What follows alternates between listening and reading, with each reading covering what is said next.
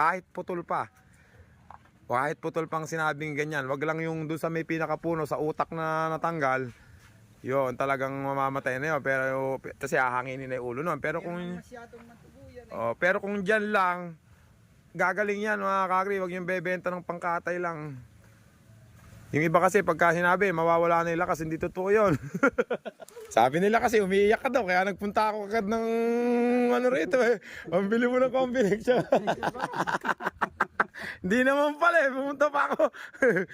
Hindi mga kakri, pambili ng combination. Ang bihira. Ang bihira na nangyari. Pero gagaling pa ako eh guys.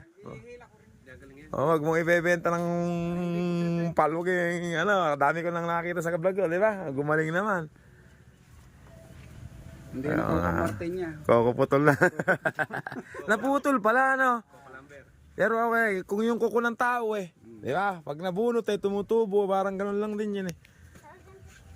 Nung araw kasi, kasabihan pag na ano, binebenta na agad eh, kahit pangkatay eh, no? Pero hindi naman talaga, mula nung kadami kong napuntahan, hindi nila binebenta na nakakagli, nangyari kay Coco Martin na lagi natin kasama. Ano ba nangyari, Kuya Egay? Kwento mo nga. Nakipagsuwag, nasuwag nung kalabaw ni Unge. Yung ungi. Halos mahigit 2 buwan doon sa bahay na bato yan eh. Hindi mo inalis daw, nandun lang. Pagka ganito, inuwi ko hapon.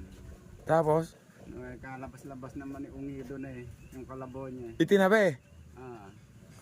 Pambira. Hinuli ko eh. Yung bang bulo, bakit natalo pa siya? Kabulo lang yun. Nakali yan eh, nakawala. Nakawala yun. Susugurin pa ako.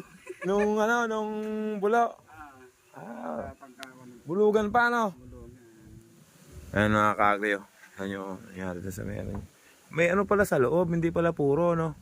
Parang may butas sa loob.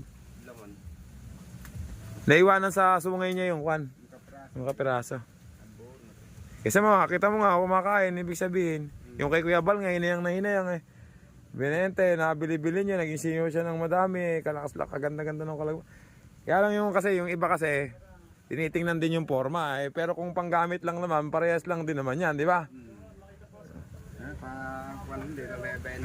Di ba benta, pagalingin mo, kaysa benta mo lang pangkatay lang yan, no? Ayun mga kakriyo, yun yung nangyari sa kanya.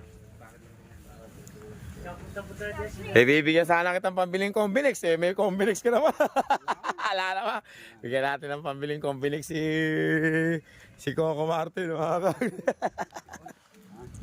Sabi nila kasi umiiyak ka daw kaya nagpunta ako agad ng ano rito eh. Pambili mo ng Combinix. Hindi naman pala eh. Pumunta pa ako.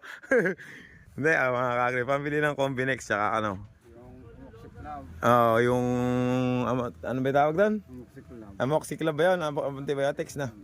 Alaxan icon lang, Yosip lang pinapainom ko dyan eh. Yosip lang daw. Natuloy. Kadami nang pinagdaan ng ano nito ni ano dati, butas yung batok ko. Dati, magaling na yung batok, yan namang ano.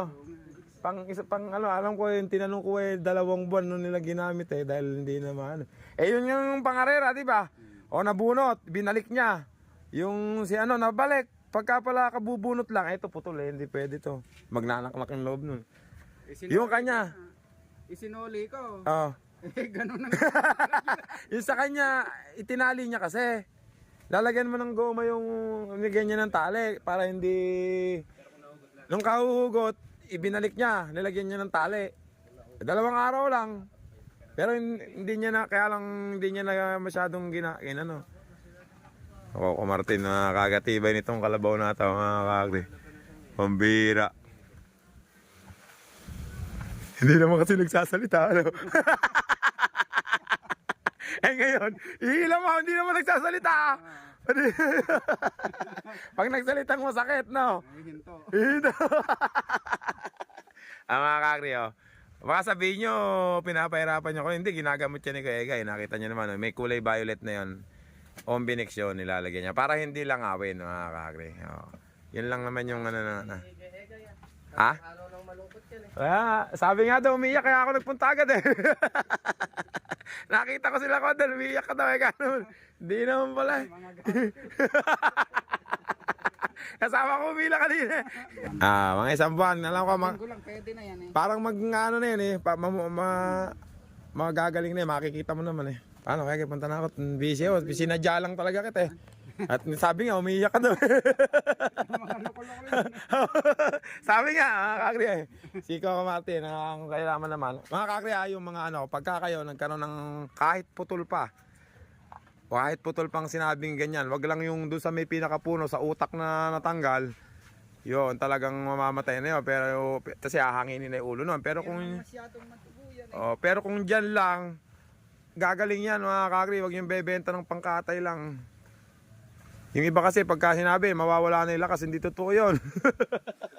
Hindi totoo yun, papangit lang yung itsura niya. Pero ganun pa rin yung lakas niya mga ka-agri ha. Hanggang dito na lang yung vlog ko, maraming salamat. Thank you very much mga ka-agri.